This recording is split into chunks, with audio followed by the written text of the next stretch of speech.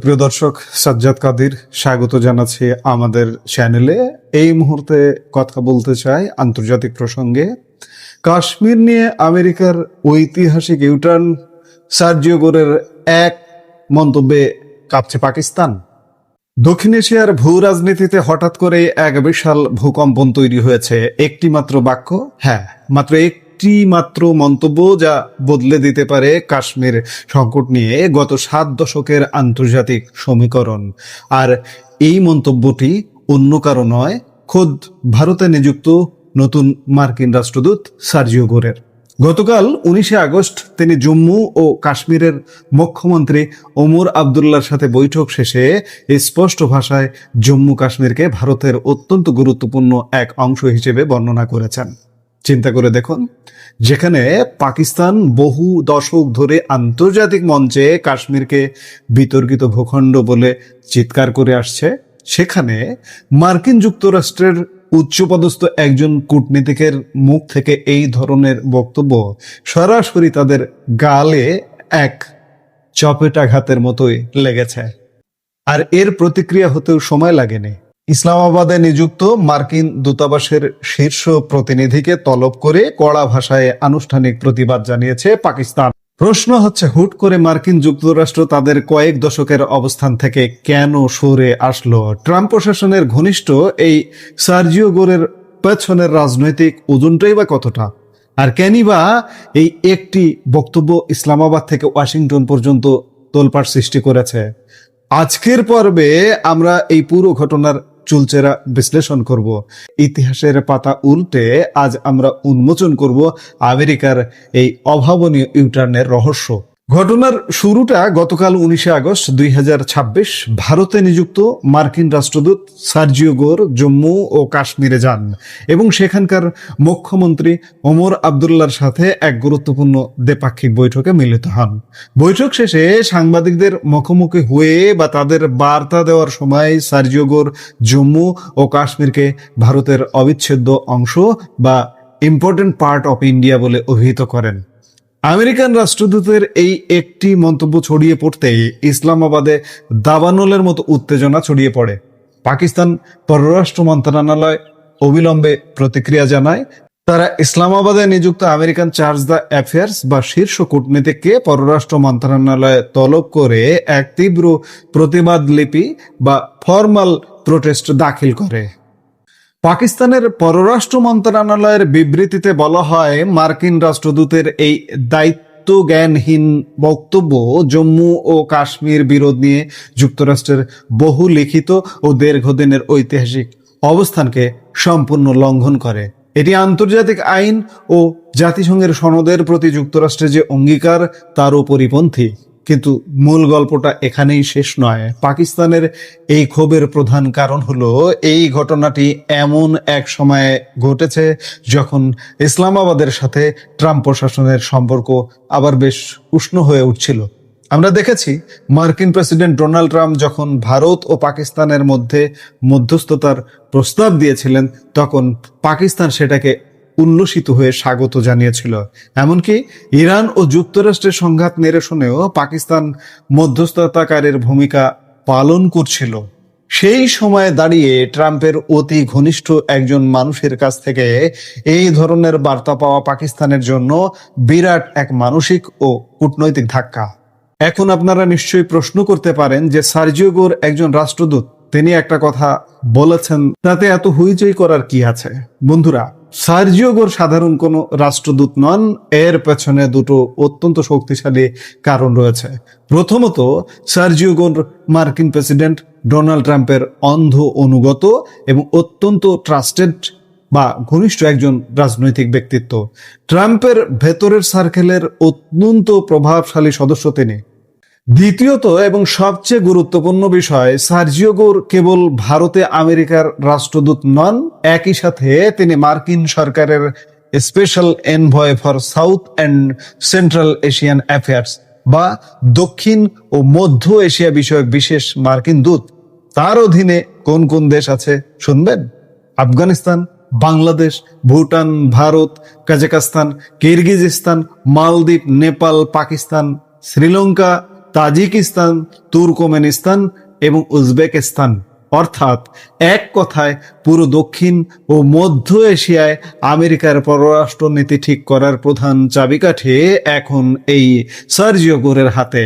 আর আপনারা জেনে অবাক হবেন যে 2025 সালের জানুয়ারি মাস থেকে পাকিস্তানে কোনো স্থায়ী মার্কিন রাষ্ট্রদূত নেই। ফলে সার্জিও গোরের এই একটি কথা নিছক ব্যক্তিগত বক্তব্য হতে পারে না। এটি ট্রাম্প প্রশাসনের ওয়াশিংটন থেকে আসা এক সুস্পষ্ট ভূ রাজনৈতিক বার্তা। কিন্তু এর উত্তর পেতে হলে আমাদের আমেরিকার অতীত ইতিহাসের পাতা উল্টাতে হবে। মার্কিন যুক্তরাষ্ট্র কি শুরু থেকেই এই অবস্থানে ছিল? একদমই না।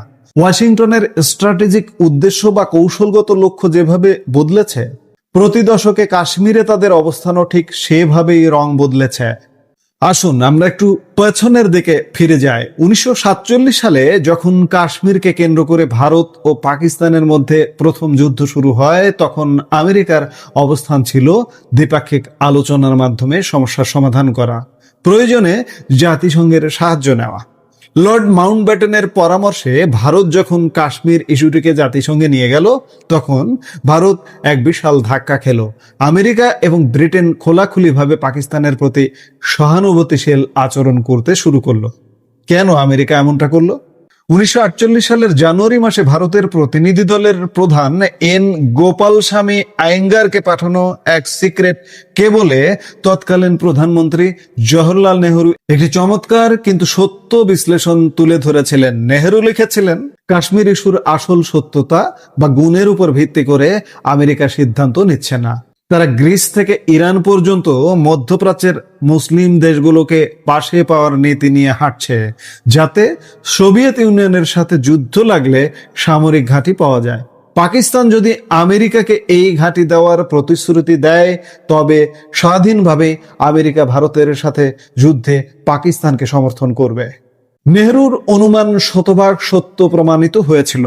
পুরো স্নায়ুযুদ্ধ বা কোল্ড ওয়ার জুড়েই এই নীতি বজায় ছিল। ভারতের জোট নিরপেক্ষ নীতিকে ওয়াশিংটন সন্দেহের চোখে দেখত। অন্যদিকে ভৌগোলিক অবস্থানের কারণে পাকিস্তানের গুরুত্ব ছিল অপরিসীম। পাকিস্তানের সামরিক ঘাঁটি ব্যবহার করে আমেরিকা সোভিয়েত ইউনিয়ন, চীন এবং পারস্য উপসাগরের ওপর নজর রাখতে পারত। ফলে আমেরিকা পাকিস্তানের পক্ষে দাঁড়িয়ে জাতিসংঘে কাশ্মীর ইস্যু বাঁচিয়ে রাখতে এবং গণভোটের দাবিকে সমর্থন জানিয়ে আসছিল।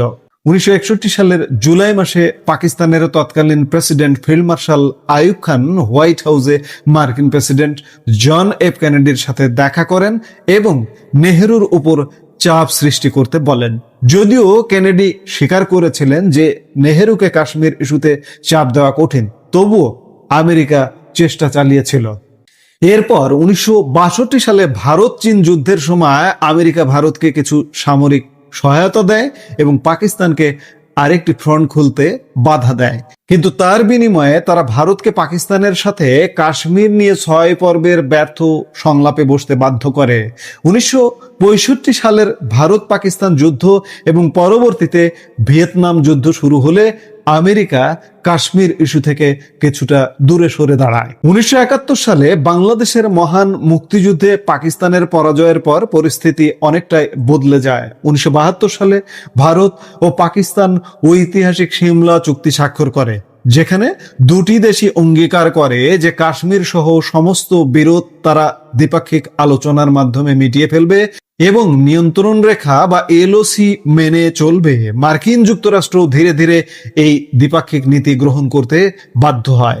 যদিও 1979 সালে সোভিয়েত ইউনিয়ন আফগানিস্তানে আক্রমণ করলে পাকিস্তান আবার আমেরিকার চোখের মণি হয়ে ওঠে, তবুও 1980-র দশকে ভারতের সাথেও আমেরিকার সুসম্পর্ক গড়ে উঠতে শুরু করে।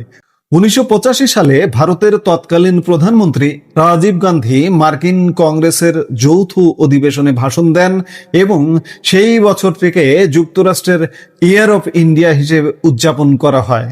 1990-এর দশকে স্নায়ুযুদ্ধ শেষ হলে আমেরিকা আনুষ্ঠানিকভাবে কাশ্মীরে গণভোটের দাবি সমর্থন করা থেকে হাত গুটিয়ে নেয়। ফলে ক্লিনটন প্রশাসনের প্রথম দিকে ভারতের মানবাধিকার রেকর্ড নিয়ে কিছু সমালোচনা হলেও 1999 সালের কার্গিল যুদ্ধের সময় পাশা সম্পূর্ণ উল্টে যায়। কার্গিল যুদ্ধে আমেরিকা সরাসরি পাকিস্তানকে এই আগ্রাসনের জন্য দায়ী করে এবং পাকিস্তান থেকে সেনা প্রত্যাহারের নির্দেশ দেয়। 2000 সালে প্রেসিডেন্ট বিল ক্লিনটনের ঐতিহাসিক ভারত সফর ছিল এক বিরাট মোড়। ক্লিনটন ভারতে কাটান পুরো 5 দিন আর পাকিস্তানে মাত্র কয়েক ঘন্টা। শুধু তাই নয়, ভারতীয় পার্লামেন্টে দাঁড়িয়ে ক্লিনটন সাফ জানান, আমি দক্ষিণ এশিয়ার কাশ্মীর নিয়ে মধ্যস্থতা করতে আসিনি, এটি কেবল ভারত ও পাকিস্তান নিজেদের মধ্যে মিটিয়ে নিতে পারে। ক্লিনটনের পর থেকে প্রতিটি মার্কিন প্রশাসন ভারতের সাথে তাদের সম্পর্ক জোরদার করেছে, কিন্তু ডোনাল্ড ট্রাম্প আসার পর এই নাটকে কিছুটা বিভ্রান্তি তৈরি হয়েছিল। আপনারা হয়তো মনে করতে পারবেন যে 2019 সালের জুলাই মাসে পাকিস্তানের প্রধানমন্ত্রী ইমরান খানের সাথে বৈঠকের সময় ট্রাম্প হঠাৎ বলে বসেছিলেন তিনি ভারত ও পাকিস্তানের মধ্যে মধ্যস্থতা করতে প্রস্তুত। ভারত তাৎক্ষণিকভাবে এই প্রস্তাব প্রত্যাখ্যান করে জানায় এটি একটি দ্বিপাক্ষিক বিষয়। এর ঠিক 2 মাস পর 2019 সালের সেপ্টেম্বরে হিউস্টনে ঐতিহাসিক হাউডি মোদি অনুষ্ঠানে দাঁড়িয়ে ট্রাম্প ভারতের অনুচ্ছেদ 370 বাতিলের পদক্ষেপকে পরোক্ষভাবে সমর্থন জানান। এমনকি 2020 সালের মার্কিন কংগ্রেসের এক নথিতেও বলা হয়েছিল কাশ্মীরের মর্যাদা ভারতের ও পাকিস্তানের নিজেদের আলাদা আলোচনার মাধ্যমে এবং কাশ্মীরি জনগণের ইচ্ছা অনুযায়ী নির্ধারিত হওয়া উচিত।